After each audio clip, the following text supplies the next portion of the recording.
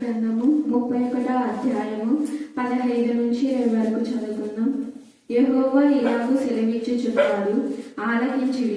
రామాలో అంగలార్పును మహారోదన ధ్వనియు వినపడుచున్నది. రాహేలు తన పిల్లలను గూర్చి ఏడ్చుచున్నది. ఆమె పిల్లలు లేకపోయినందున ఆమె వారిని గూర్చి ఓదార్పు పొందనొల్లకున్నది. యెహోవా ఈ ఆజ్ఞ ఇచ్చుచున్నాడు, ఏడవక ఊరుకొనుము, కన్నీళ్లు విడిచిట మానుము.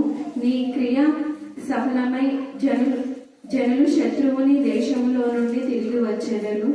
ఇదే యెహోవా వాక్కు. రాబోవు కాలమునందు నీకు మేలు కలుగును. నమ్మికయున్నది. నీ పిల్లలు తిరిగి తమ స్వదేశములకు వచ్చెదరు. ఇదే యెహోవా వాక్కు. నీవు నన్ను శిక్షించితివి, కాడికి అలవాటు కాని కోడె దెబ్బలకు లోబడినట్లుగా నేను శిక్షకు లోబడుచున్నాను.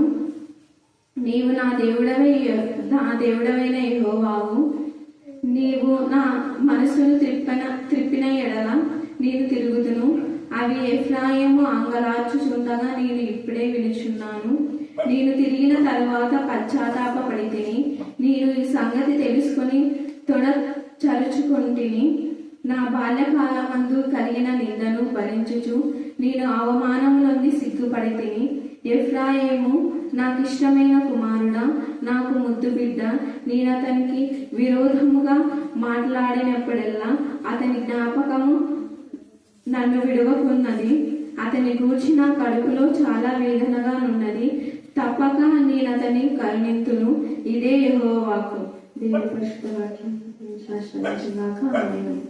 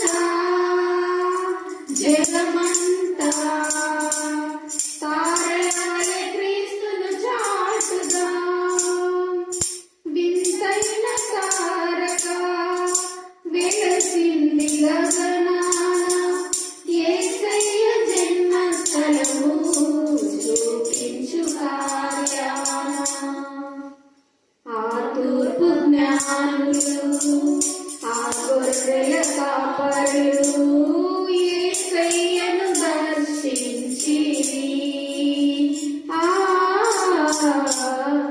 ఎంతో విలువైన కానుకలను అర్పించి రారాజును పూజించిరి.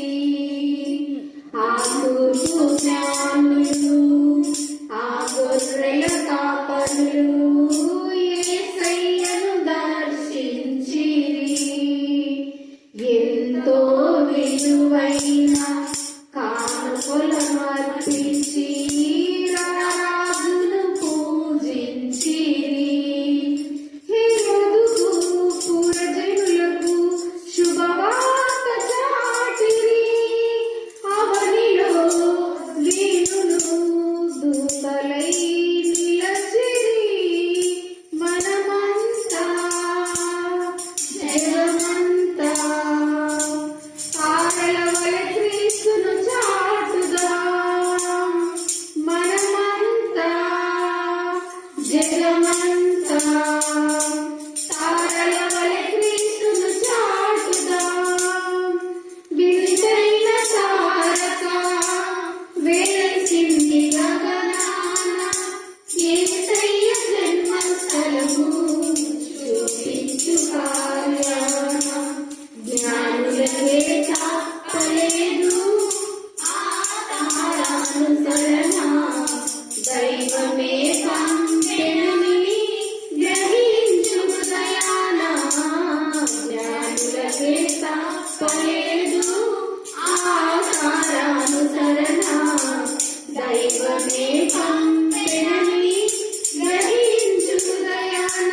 మనమంతా జగమంతా తారల వలె క్రీస్తును చాటుదాం. హ్యాపీ క్రిస్మస్, మేరీ క్రిస్మస్, ఈ విష్ యు హ్యాపీ క్రిస్మస్. ప్రశస్తమైన మీ సన్నిధానములకు వధింపబడిన గొర్రెపిల్ల రక్తాన్ని బట్టి వందనాలు స్తుతులు స్తోత్రం చెల్లించుకుంటున్నాం. ప్రత్యేక రీతిలో ఈ యొక్క బుధవారం ముందు బైబిల్ స్టడీ కార్యక్రమంలో అనుదినము క్రమంగా నీ లేఖన భాగాలు ధ్యానించుకునే ధన్యత మీరు మాకు ఇచ్చినారు తండ్రి. మరి ఇప్పుడు నా ప్రభా ఇర్మియా 31వ అధ్యాయము 15 నుంచి 20 దాకా ధ్యానం చేసుకోబోతుండగా మీ జ్ఞానాన్ని మీ వివేకాన్ని మీరు దయచేయండి. నాకును మాకును మీరు మాత్రమే బోధుగా ఉన్నందుకు మీకు వందనాలు స్తుతులు స్తోత్రం చెల్లించుకుంటున్నాం. మేడం వాక్యం ద్వారా బలపరచండి, వాక్యం ద్వారా శక్తివంతులుగా చేయండి, వాక్యం ద్వారా ప్రతి కన్నిటితో ఈ జీవితం సమాప్తి చేయండి, వాక్యం ద్వారా ఓదార్చండి ప్రభా. కృంగిపోయిన వారిని లేవనెత్తమని ప్రార్థిస్తున్నా. నీ వాక్యము మా ప్రభా సరే శక్తివంతమైంది, బూది గంధాలకు రైలు వెళ్ళేది దేవా. నీ వాక్యంలో ఉన్న సత్యములను మేము గ్రహించి మా జీవితాలు సరిదిద్దుకునే జ్ఞానం కలిగించమని ప్రార్థిస్తున్నాం. ఈ రాత్రి కాలసందు ఎక్కడ వాక్య పరిచయం జరుగుతుందో అక్కడ ఎందరో మీ ఆత్మకులు దయచండి. ఆయన మనుషాత్మ అపవిత్రాత్మ నాకు ఏష్టంగా గర్తించి పాత్రలుగా బంధించమని ప్రార్థిస్తున్నాం. మానవ తలంపులు పద్ధతులు దైవోపదేశంలోని బోధించే దుర్బోధన నుంచి మందని మీరు విడిపించండి. వాక్యంతో పాటు కలిపి చెరిపడి కల్పన కథలను దుర్బోధన నుంచి మీరు విడిపించమని ప్రార్థిస్తున్నాం. దేవా వాక్యంలో ఉన్నది ఉన్నట్టుగా మేము నేర్చుకోవడానికి మాకు నేర్పించమని ప్రార్థిస్తున్నాం. సత్య వాక్కులకు ఏది కలపగా తీసివేయక నా ప్రభా మీరు వేచిని మీ బిడ్డలతో మాట్లాడిన వాటితో మీరు మాట్లాడండి. వాక్యం ద్వారా గద్దించండి, వాక్యం ద్వారా హెచ్చరించండి, వాక్యం ద్వారా బుద్ధి చెప్పండి. నేను వాక్యం ద్వారా సరిదిద్దమని ప్రార్థిస్తున్నాం. నీ సన్నిధిలో బల సౌందర్యములు దాగున్నాయి ప్రభా. అందుకు మీకు వందనాలు స్తుతులు స్తోత్రం చెల్లించుకుంటున్నాం. క్రమంగా వాక్యం వింటున్న ప్రతి బిడ్డకు నూతన శక్తిని దేవా పరలోక సంబంధమైన ప్రతి ఆశీర్వాదం మీరు దయచేది వాక. నమ్మదగిన దేవా మీకే స్తోత్రం, మీకే స్తోత్రం, మీకే స్తోత్రం, మీకే స్తోత్రం. అలాగే ప్రశాంతి కుమారునికి మీరు అద్భుతమైన స్వస్థత కలుగ చేసినందుకు మీకు వందనాలు చెల్లిస్తాం. ప్రతి చిన్న పిల్లల యొక్క కళ్ళులను మీకు జ్ఞాపకం చేసుకుని ఆ పిల్లలకి మంచి ఫీడింగ్ మీరు దయచేయండి. తన పిల్లల గురించి ఏడ్చుచున్నది అనే అంశంలో మనం ధ్యానం చేసుకోబోతున్నాం. సరే, రాహేలు ఎందుకు తన పిల్లల గురించి ఏడుస్తుంది అంటే అక్కడ రాయబడింది, ఆమె పిల్లలు లేకపోయినందున ఆమె వారి గురించి ఓదార్పు పొందనొల్లకొన్నది. అంటే ఇప్పుడు రాహేలు ఆది కాండంలో కదా మనం చూసేది రాహేలును. మరి ఆది కాండంలో రాహేలు ఎవరు? చెప్పాలి. రాహేలు యాకోబు యొక్క భార్య. ఎవరి కూతురు? రాడు వచ్చి దేవుడు వచ్చి లాబాను కూతురు కదా. రాహేలు లాబాను కూతురు, ఈ యొక్క యాకోబు యొక్క భార్య. యాకోబుకు 2 భార్యలు, అయితే ఈమె చాలా ఇష్టమైన భార్య. ఒకసారి మనం జ్ఞాపకం చేసుకోవాలి, మనం దేవుని కంటే ఎక్కువగా దేన్ని ప్రేమించినా అది ఏమైతుంది? మనకు దుఃఖమే. యాకోబు చాలా ప్రేమించాడు రాహేలును. భర్త అంత ప్రేమిస్తున్నాడు, కానీ భర్త ఎంత ప్రేమించినా కూడా ఆమెకి ఏం లేదంట చెప్పండి. సంతోషం లేదు, పిల్లలు లేరు, ఒకటి ముఖ్యంగా సంతోషం లేదు. ఇంకా భర్త ప్రేమిస్తే బాగా సంతోషంగా ఉండాలి కదా, కానీ సంతోషం లేదు ఆమెకు. భర్త ఎంత ప్రేమించినా కూడా ఆమెకు సంతోషం అనేది లేదు. కారణం ఏంటి అంటే దేవుని కంటే ఎక్కువగా ఆమె భర్తను ప్రేమించింది. యాకోబు కూడా దేవుని కంటే ఎక్కువగా రాహేలును ప్రేమించాడు. దేవుడు మర్చిపోయాడు అసలు చెప్పాలంటే. అందుకనే వాళ్ళిద్దరికీ బాధ అయిపోయింది. ఒకవైపు యాకోబుకు కోపం తెప్పించింది కూడా. ఇంత ప్రేమించిన యాకోబు రాహేలు అంటది, నాకు పిల్లలు కావాలంటే నన్ను ఎందుకు అడుగుతున్నావు, పోయి దేవుడిని అడుగుకోవాలంటాడు. మీరు ఆదికాండంలో చూస్తే అంత ప్రేమించిన యాకోబు తర్వాత రాహేలును కోపగించుకుంటాడు. ఎంత ప్రేమ కోపంగా మాట్లాడే కారణం ఏంటంటే దేవుని కంటే ఎక్కువగా దేని ప్రేమించినది దేవుడు మన దగ్గర నుంచి దూరం చేస్తారన్న విషయం ఈ రాత్రి కాలంలో మనకి జ్ఞాపకం చేసుకోవాలి. ఇది మొదటిది. తర్వాత రాహేలు ఎప్పుడైతే దేవుని దగ్గరికి వెళ్ళి అప్పుడు దేవుడిని అడుగుతుంది. దేవుడిని అడగడం ద్వారా దేవుడు పిల్లలు ఇస్తారు కదా. మరి రాహేలు యొక్క పిల్లలు పేర్లు ఏం పేరు చెప్పండి? యోసేపు, బెన్యామీను. ఏం రోజు మనకుందేనా? మీకు అందరికీ తెలియదు. ఎందుకంటే ఆమె రోజు వచ్చి వాక్యం వింటారు. రోజు వచ్చి వినే వాళ్ళు ఖచ్చితంగా చెప్తారు. చూడండి, మనం ఎప్పుడో నేర్చుకున్న విషయాలు ఇవన్నీ మరలా పునరావృతం చేసుకుంటున్నాం అంతే. యాకోబు యొక్క లాబాను కుమార్తె యాకోబు యొక్క భార్య రాహేలు. వారిద్దరికి పుట్టినటువంటి పిల్లలు యోసేపు, బెన్యామీను. గుర్తుపెట్టుకోవాలి, మనం ఎప్పుడు కూడా మర్చిపోవాలి. మరి యోసేపు, బెన్యామీను 2 పిల్లలు కనిద్దామే, మళ్ళీ ఎందుకు ఏడుస్తుంది?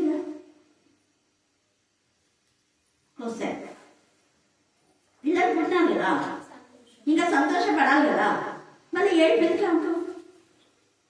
వచ్చిందంట. తన పిల్లల విషయమే ఏడుస్తుందంట. తన పిల్లలనే ప్రత్యేకంగా ఇక్కడ రాయబడింది. తన పిల్లల గురించి అనే మాట ఇక్కడ రాయబడింది. అయితే ఈమె ఒక ప్రవచనమే. రాహేలు తన పిల్లల విషయమే ఏడుస్తుంది అనే మాటలో ప్రవచన రూపకంగా అక్కడ మాట్లాడుతున్నాడు. భవిష్యత్తులో ఆమె చనిపోయే ముందు కూడా బెన్యామీను పేరు బెనోని అని చెప్పి ఆమె ఏడ్చుకుంటేనే ఏడుపు పుత్రుడు కదా, ఏడుపు పుత్రుడు. ఆ పిల్లల పేరు ఏ పేరు? ఏడుపు పుత్రుడు. తర్వాత బెన్యామీన్ అని వాళ్ళ నాన్న పెట్టేస్తాడు. వద్దు, ఇలాగా ఏడ్చే పుత్రుడు వద్దు అని చెప్పేసి వాళ్ళ నాన్న బెన్యామీను అని పెట్టేస్తాడు. హల్లెలూయా, హల్లెలూయా, హల్లెలూయా. అక్కడ ఆమె ఏడ్చడానికి కారణం ఏంటంటే భవిష్యత్తులో చాలా మంది ఇశ్రాయేలు యొక్క పిల్లలందరూ చనిపోతారు అని, చంపబడతారు అని ప్రవచన రూపకంగా ఆమె ఏడ్చింది. ఆ ఏడ్పును ప్రవక్త అయిన యిర్మీయా ఇక్కడ క్లెయిమ్ చేస్తూ రాస్తున్నాడు. సేమ్ అదే మాట క్రిస్టమస్ సందర్భంలో చాలా సార్లు మనం ధ్యానం చేసుకుంటున్నాం. మత్తయి సువార్త చెప్పండి. మత్తయి సువార్త 2వ అధ్యాయము 16-18 వచనాలు చదవండి.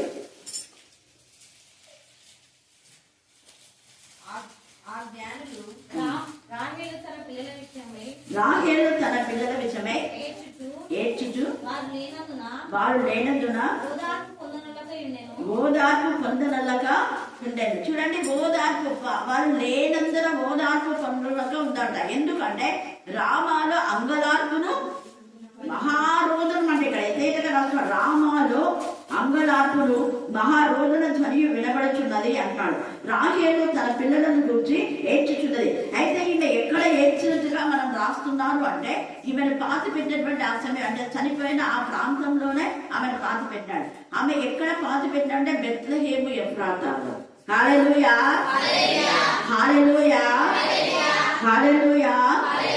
ఈ యొక్క యాకోబు ముందు చూపుతో జ్ఞానాత్మతో తాను ప్రేమించినటువంటి రాహేలు ఖచ్చితంగా యాకోబులో నక్షత్రం ఉదయిస్తుంది. యాకోబు వంశంలో నుంచి ఈ యొక్క ఇశ్రాయేలును ఏలేటటువంటి ఎందుకంటే యేసు ప్రభువు వారు అక్కడ జన్మిస్తారు. యేసు ప్రభువు జన్మించిన అప్పుడు ప్రపంచమంతా విహారయాత్రగా అక్కడికి వెళ్తారు. వెళ్ళినప్పుడు రాహేలు గురించి కూడా వాళ్ళు జ్ఞాపకం చేసుకుంటారని చూడండి.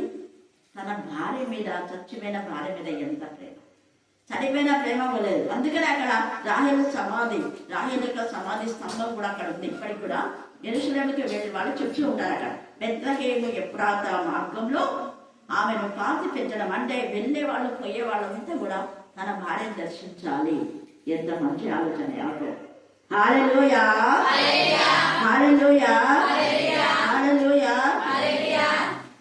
అయితే ఈ యొక్క యూదుల రాజుగా పుట్టిన వాడు ఎక్కడ ఉన్నాడు అని చెప్పేసి ఈ యొక్క జ్ఞానులు అడుగుతూ వచ్చినటువంటి విధానంలో హేరోదుకు ఆ మాట తెలిసి హేరోదు ఏం చేస్తాడంటే నేనే రాజుగా ఉండగా మళ్ళీ ఎవరు రాజుగా పుట్టారు అని 2 సంవత్సరాల పిల్లలందరినీ ఏం చేస్తారు?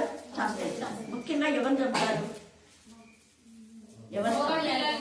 మగ పిల్లల్ని. ఎవరిని?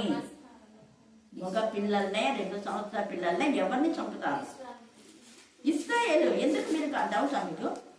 12 గోత్రాల్లో ఏ గోత్రంలో యూదా గోత్రం అని తెలిసినా కూడా 12 గోత్రంలో పిల్లలందరినీ చంపేస్తారు అక్కడ. అందుకని ఆమెకి ఏడుపు.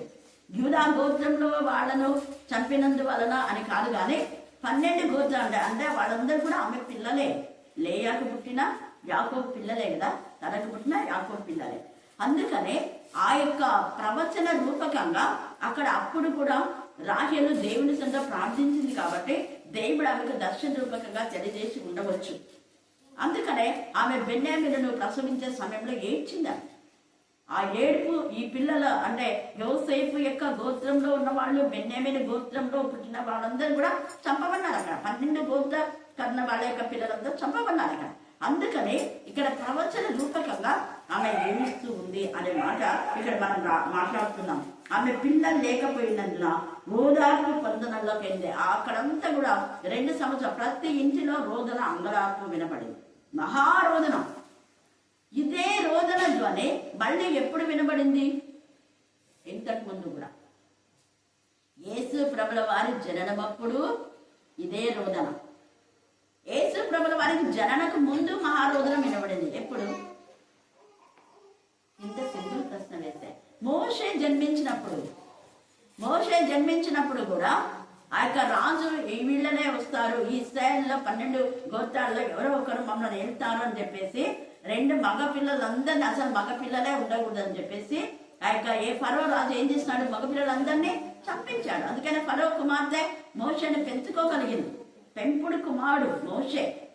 దేవునికి మహిమకరమైన విధానం. అక్కడ కూడా మహారోదనం, మహా అంగలార్పు, మహావేదన. అయితే గమనించాలి, ఈ రాత్రి కాలచందు నీవు కూడా ఒకవేళ మహా అంగలార్పులో, మహారోదనలో నీ యొక్క హృదయంలోంచి, నీ ప్రాంతం నుంచి వినబడితే దేవుడు అంటాడు నీతో, ఆ రోజు రాహేలుతో చెప్పిన దేవుడు, ఎక్కబేరుతో చెప్పిన దేవుడు, అంగలార్చొద్దు, కొంతకాలమే ఈ రోజున దేవుడు ఓదార్పు పొందనలోకి ఉన్నది అని చెప్తున్నాడు. ఎందుకు అంటే మనుషుల ఓదార్పు నిష్ప్రయోజనం. దేవుడు అంటాడు, నేనే మిమ్మల్ని ఓదార్చు నరుడను, తృణమాతునగు నరునికి, చనిపోవు నరునికి ఎందుకు బాధపడతావు, భయపడతావు? దేవుడు మనల్ని ఓదార్చేవాడు, ఆయన ఓదార్స్తున్నాడు. ఎంతమంది మరి అపవాది తీసుకుని వెళ్తుందో అంతకు రెట్టింపు ఇశ్రాయేలు జనాంగాన్ని దేవుడు అభివృద్ధి చేశాడు. హల్లెలూయా, హల్లెలూయా, హల్లెలూయా. ఇప్పుడు కూడా అది చిన్న దేశమైనా కూడా ప్రపంచాన్నంతా కూడా ఏలే దేశంగా ఉంది. ఇశ్రాయేల్ దేశం అంటే అందరికీ భయం, అందరికీ వణుకు. ఇశ్రాయేల్ ఎంతగా ఓర్చుకుంటుందో అంతగా ఓర్చుకుంటుంది ప్రతి విషయంలో. ఇశ్రాయేల్కి నా కోపం వచ్చిందంటే ప్రపంచాన్ని మొత్తం నాశనం చేయగలదు, అంత సత్తా ఉంది. అయితే ఇక్కడ మనం గమనించాలి, ఆ రోజు ఏడ్చాడు, ఆ రోజు అంగలార్చాడు. ఎకబేదు కానివ్వండి, లేకపోతే అక్కడ ఉన్నటువంటి తల్లులు, హెబ్రీ స్త్రీలందరూ ఏడ్చారు. ప్రతి ఇంటిలో అంగలార్పు వచ్చింది. ఇక్కడ యేసు ప్రభుల వారు పుట్టినప్పుడు కూడా ఇశ్రాయేలులో ఇళ్లలో అంతటా ఏడుపు వచ్చింది. కానీ అదే ఇశ్రాయేలులో దేవుడు నవ్వు కలుగజేస్తాడు. హల్లెలూయా, హల్లెలూయా, హల్లెలూయా. అందుకే అంటాడు, ఏడవక ఊరుకోనము, కన్నీళ్లు విడిచబానము. ఈ యొక్క రాత్రి కాలచందు నీ కన్నీటిలో ఈ జీవితం దేవుడు సమాప్తి చేస్తాడు. ఏడవక ఊరుకోనము. ఇదే మాట మనం చూస్తే ఈ యొక్క ప్రకటన గ్రంథం 5వ అధ్యాయంలో యోహాను ఏడుస్తున్నాడు. కానీ యోహాను పిల్లల కోసం, భార్య కోసం ఏడవటం లేదు. ఎవరి కోసం ఏడుస్తున్నాడు? వాక్యంలో ఏముందో అర్థం చేసుకోవాలి. ఈ రాత్రి నేను ఏడుపు అలాగా ఉందా? దేవరాన్ని పరిశుద్ధపరచని ఏడుస్తున్నావా? విశ్వాసం సరిగా లేదే, నేను రోజు వాక్యం ధ్యానించడం లేదు, రోజు వాక్యం చదవడం లేదు, చదవలసినంత చదవడం లేదు, చేయవలసినంత ప్రార్థన చేయటం లేదు, క్రమమైన జీవితంలో నేను లేని ప్రభా ఏడుస్తున్నారా? ఆ ఏడుపు నిజమైన ఏడుపు. ఆ ఏడుపుకు ఖచ్చితంగా ఇహముందు పరముందు ఆశీర్వాదాలు ఉంటాయి. ఇక్కడ ఏడుపుకు ఒకవేళ భూమిలో మనం ఆస్వాదించబడచ్చు, భూలోకంలో మన పిల్లలకు క్షేమం కలగవచ్చు, కానీ ఇహ పరములలో మనకు ఆశీర్వాదం కలగాలంటే ఆత్మానుసారమైన దుఃఖము, రక్షణానుసారమైన మారు మనసు కలుగజేసి ఆ మారు మనసు నిత్య జీవంలోనికి మనం నడిపించి నిరంతరము ప్రభును ఆనందించే వారంగా ఉంటాం. ఒక్కరోజు కాదు, నిరంతరం. ఈ యొక్క రాత్రి కాల సమయమందు దావీదుకున్న ఆ కన్నీరు మనకుందా?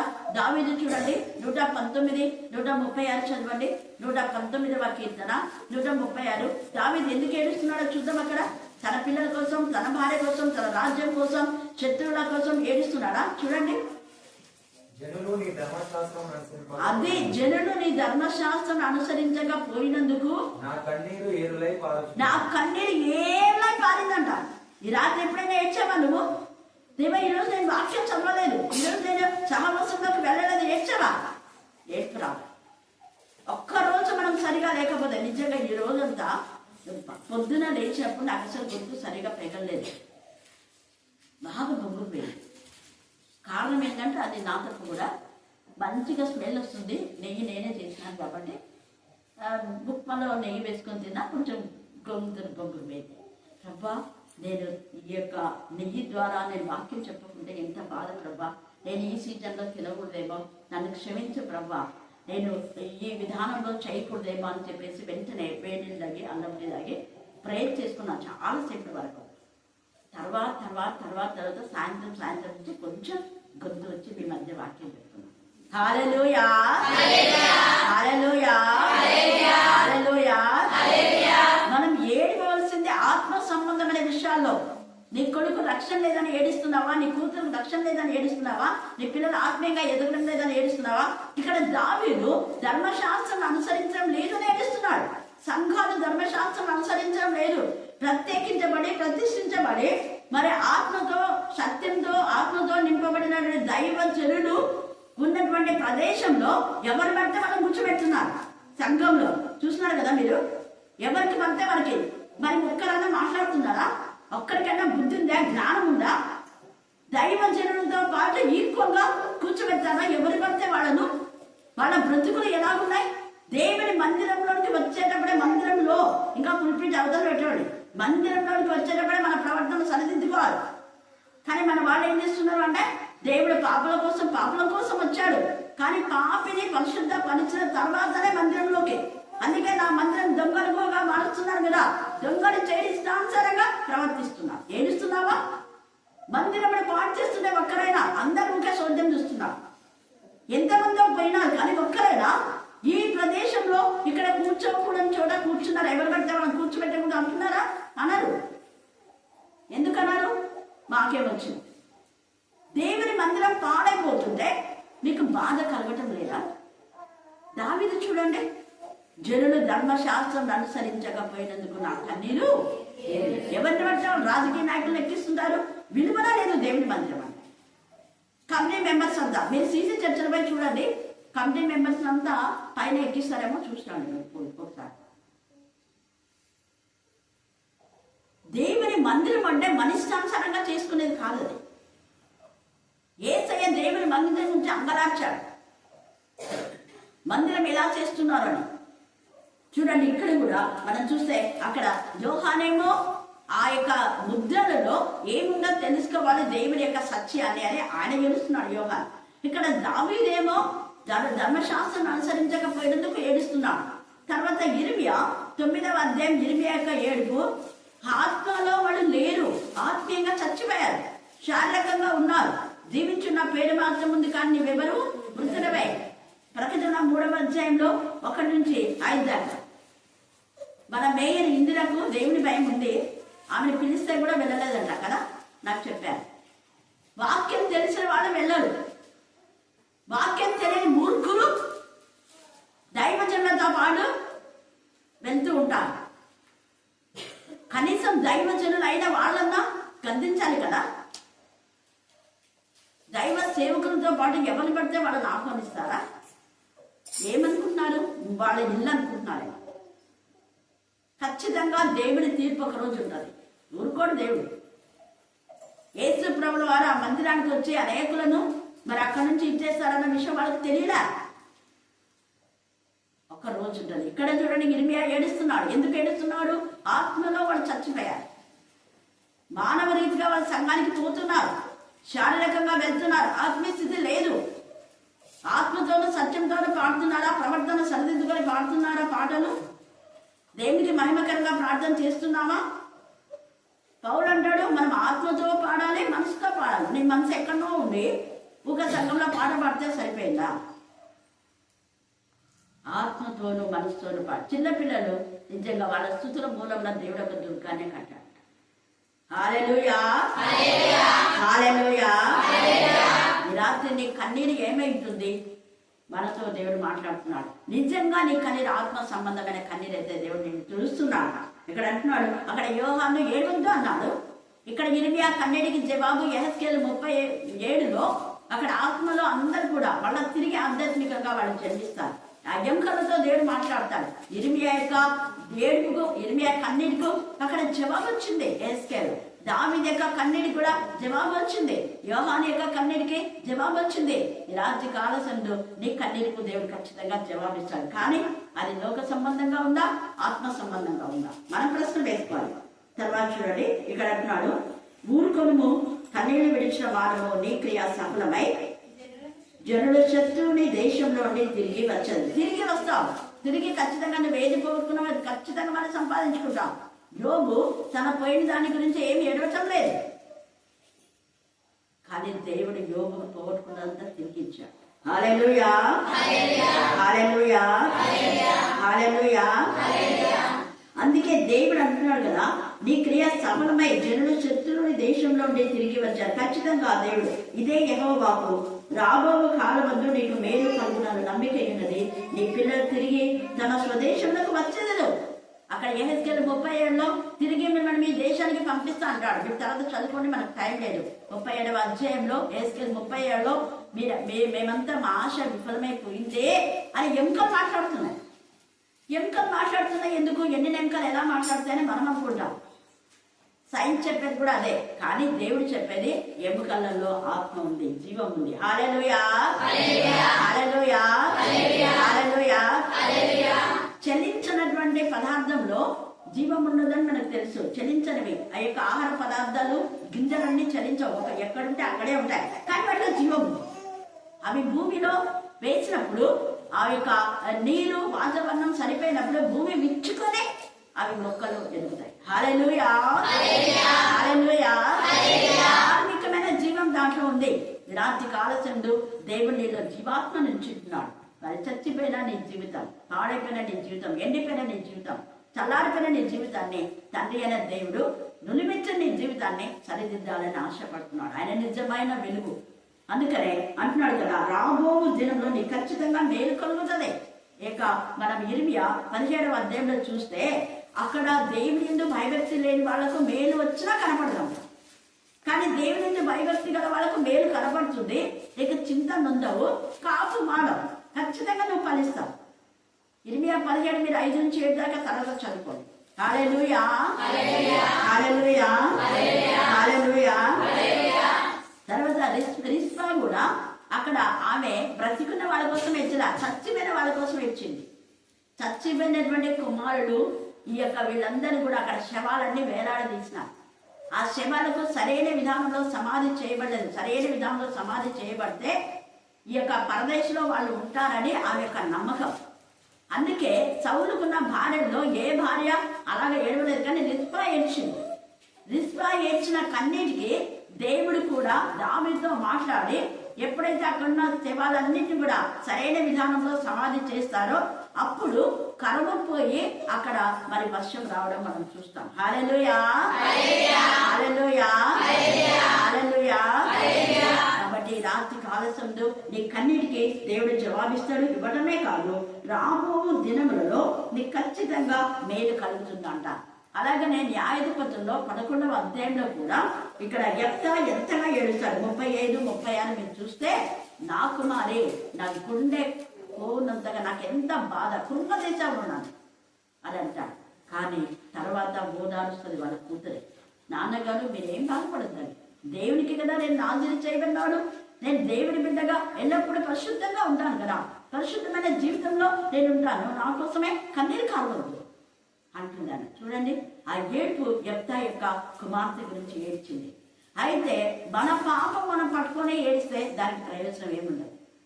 అలాగే ఎవరు అంటే మనం చూస్తే ఆదికాండంలో దీనా, ఆమె ఏం చేస్తుందంటే లేక పుట్టినటువంటి దీనా ఆ దేశపు యొక్క ప్రజలను చూడాలనుకొని పోతుంది. అది దేవుని యొక్క చిత్తం కాదు. లోకాన్ని చూడాలని పోతే నీకు బతుకంతా ఏడిపే, నీ ఏడుపుకు అస్సలు జవాబు ఉండదు. గుర్తుపెట్టుకోండి, అక్కడ లేని అప్పటికి చనిపోయి ఉండొచ్చు మేబీ, కానీ ఆమె అలాగ ఒంటరిగా వెళ్ళడం చాలా తప్పు. ఆ దేశం యొక్క కుమార్తెను చూడాలా, వాళ్ళ స్టైల్ ఎట్లా, వాళ్ళ స్టిల్ ఎట్లా అనుకుంటుందేమో. ఒకరిని చూసి ఇమిటేట్ చేసి మన యొక్క వేషధారణ మనం మార్చుకోకూడదు. ఆమె అలాగ వెళ్ళింది కాబట్టి ఎప్పుడైతే నీ కుమార్తె నీ ఇల్లు దాటి బయటికి వెళ్తుందో జాగ్రత్త. ఎక్కడికి వెళ్తుంది, ఎందుకు వెళ్తుంది అని నువ్వు ఖచ్చితంగా అడగాలి, ఒక తల్లిగా, ఒక పెద్దగా, తండ్రిగా.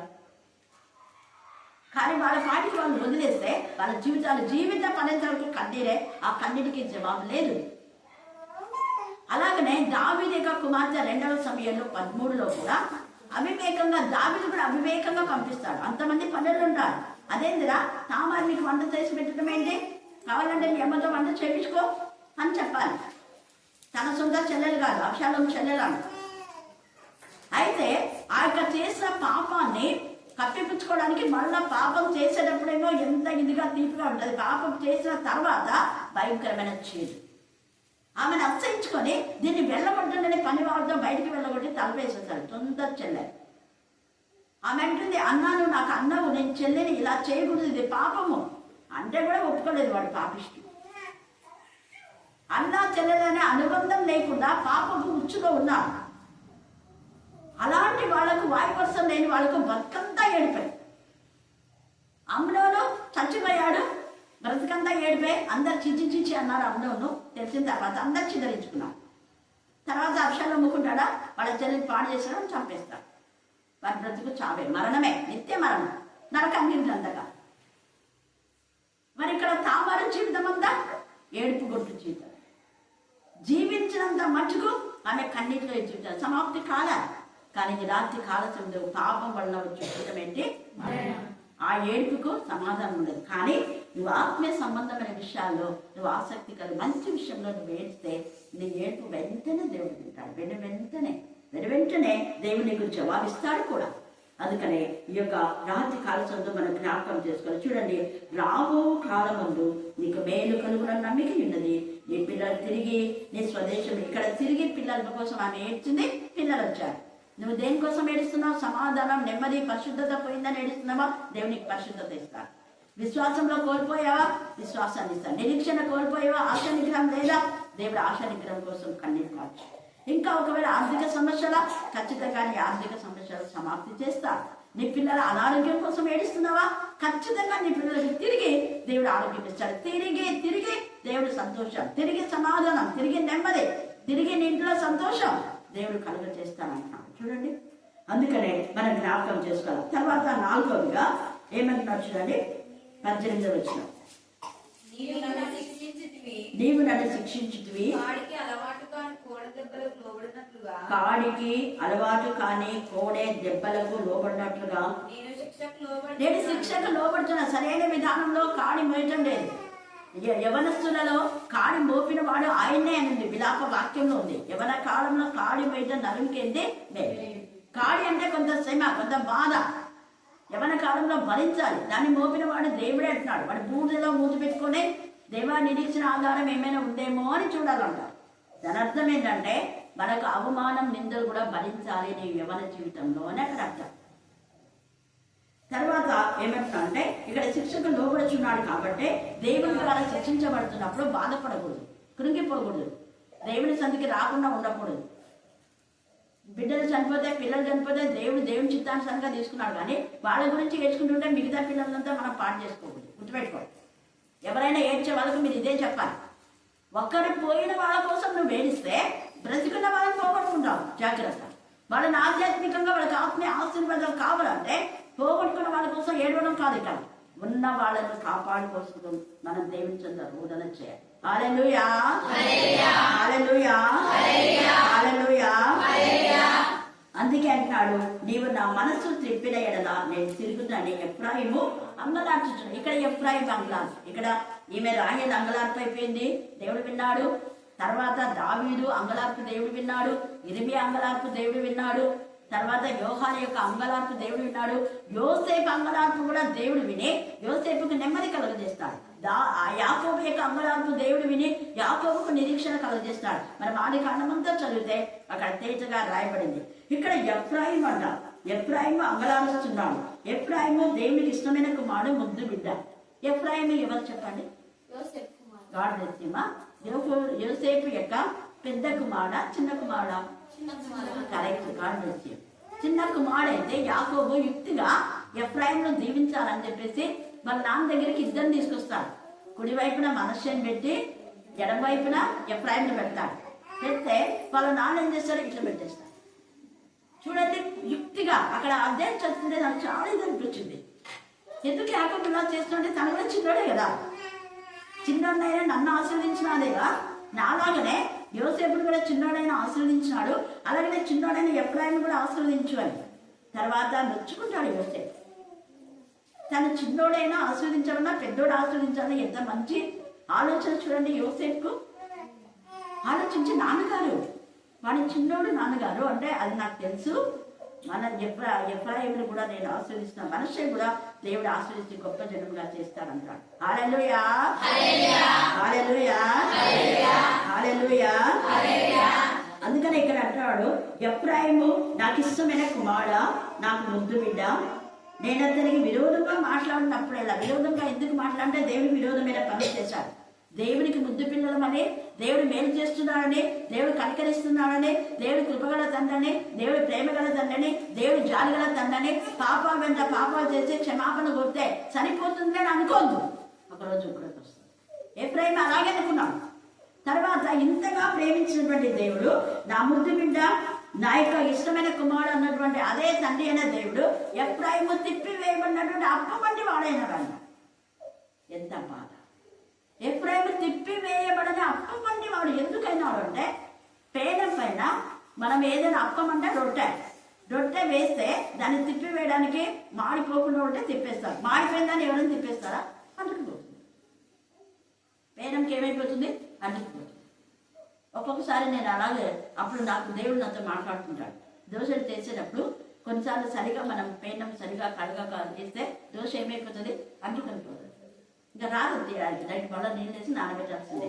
అలాగనే మాడిపోయినటువంటి పెన్నంకి అంటుకుపోయినటువంటిది తిప్పి వేయబడిన అప్పం వంట పనికిరాదు, తినడానికి పనికిరాదు, పశువులు కూడా తినవుతారు. అలాంటి బ్రతుకులో వద్దు. ఈ రాత్రి కాలచండు దేవునికి నువ్వు ముద్దు బిడ్డగా ఉన్నావు. దేవుడిని ప్రేమించాడు, దేవుడిని ఇష్టపడ్డాడు. నీ పక్షంగా తన ప్రియ కుమార్ని సిల్వలో బలియాగుగా అర్పించినటువంటి తండ్రి అయిన దేవుడు నిన్నెంతగా నీకోసం దూతను తోడుగా ఉంచినాడు. అందుకని యాకోబు అంటాడు, యోసేపు కూడా అంటాడు, నాకు తోడుగా ఉంచినటువంటి దూత నా పిల్లలకు తోడుగా ఉంచును గాక అంటాడు. హల్లెలూయా, హల్లెలూయా, హల్లెలూయా. దేవుని దూతలు మనతో కూడా ఉన్నారు కాబట్టి మనం నిరీక్షణ కలిగే దేవుని హత్తుకొని ఆనుకొని జీవిస్తాం. అప్పుడు ఏమైతుంది చూడండి, 20 వచనం. నేను అతనికి విరోధంగా మాట్లాడినప్పుడల్లా అతని జ్ఞాపకము నన్ను విడవకున్నది, అతని గురించి నా కడుపులో చాలా వెలుగుగా ఉన్నది. తప్పగా నేను అతని కరుణించును. ఇదే యెహోవా వాక్కు. ఈ రాత్రి దేవుడు నిన్ను నన్ను కరుణిస్తున్నాడు. ఆయన కనికరాన్ని చులకనగా చేయొద్దు. ఆయన ప్రేమను, ఆయన దయను, ఆయన జాలి బట్టి ఆయనకి ఇష్టమైన విధానంలో మనం ఉంచుకోవాలి. ఆయనకి ఇష్టమైన బిడ్డలుగా మనం దేవుని చేత నా ప్రియమైన కుమారుడా అని అనిపించుకుందాం. దేవుడు ఈ లేఖన భాగాన్ని దీవించి ఆశీర్వదించుగాక. ఆమేన్, ఆమేన్, ఆమేన్.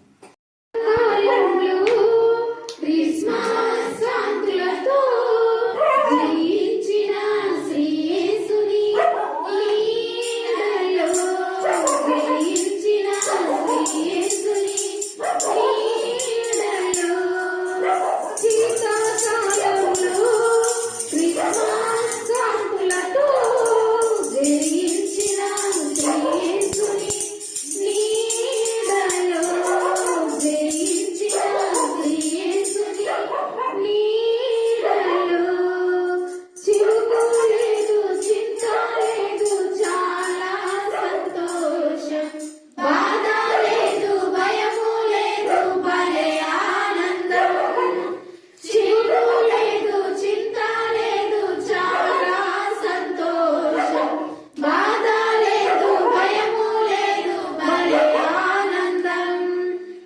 Happy Christmas